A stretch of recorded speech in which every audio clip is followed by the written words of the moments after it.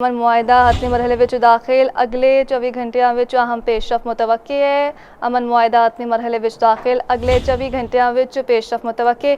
अमन मुआहिदे नूं हतमी शक्ल देण दे हवाले नाल पेशरफ पहले तो कदरे वध नेड़े आ।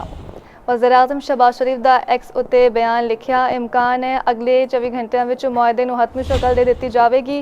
मुआहिदे दी तकमील दे फौरी बाद इहदे उत्ते इलैक्ट्रॉनिक दस्तखत किते जाणगे। आइंदा हफ्ते तकनीकी सतह के मुज़ाकरात दी मुनक्कद होणगे। मुआहिदे उत्ते अमल दरामद दे मुख्तलिफ पहलुआं नूं हतमी शक्ल दी जा सकेगी। मुज़ाकराती अमल विच मुसलसल ताउन ते मुस्बत किरदार अदा करन उत्ते अमरीका ते ईरान दा शुक्रिया अदा करदे हां। इस उत्ते मजीद गल करन लई साडे नाल मौजूद हैं सीनियर तजियाकार लतीफ़ चौधरी। जी लतीफ़ चौधरी, अहम पेशरफ सामने आ रही है, अगले 24 घंटे बड़े अहम ने, की कहोगे तुसी?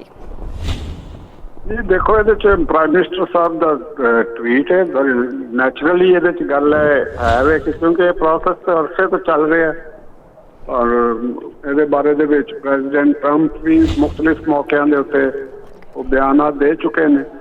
अजे 1-2 दिन पहले भी ये बयान आया कि भी हतमी मुआहिदे की शक्ल उत्ते मतलब कि असी वो तैयार हो गई है और एक इतला भी आई थी कि यूरोप के किसी मुल्क के दस्तखत होंगे, लेकिन हुण ट्वीट जोड़ा किया कि वो इलैक्ट्रॉनिक दस्तखत किए जाएंगे।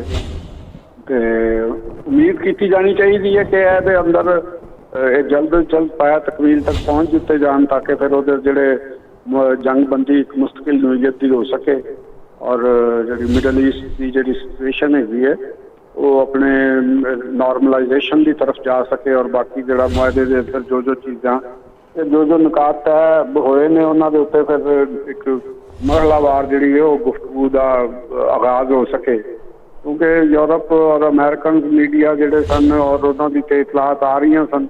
प्रेजिडेंट ट्रंप भी कह चुके सन कि रिसेंटली ये गल सामने आई कि मंजूरी हो चुकी है ईरान के सुप्रीम लीडर की तरफों भी, उन्होंने भी मंजूरी दे दी कि ठीक है। तो फिर वो कोई राह विच रुकावट रही नहीं सी, लिहाजा उम्मीद यही है कि जल्द अज जल्द काम जोड़ा ना पाया तकमील तक पहुँच जाएगा और मामला जोड़े ने वो अपने एक मंतकी अंजाम यानी हल की तरफ चलना शुरू हो जाएंगे। जी ठीक है लतीफ़ चौधरी, सीनियर तजियाकार, बहुत शुक्रिया तुहाडे वक्त दा।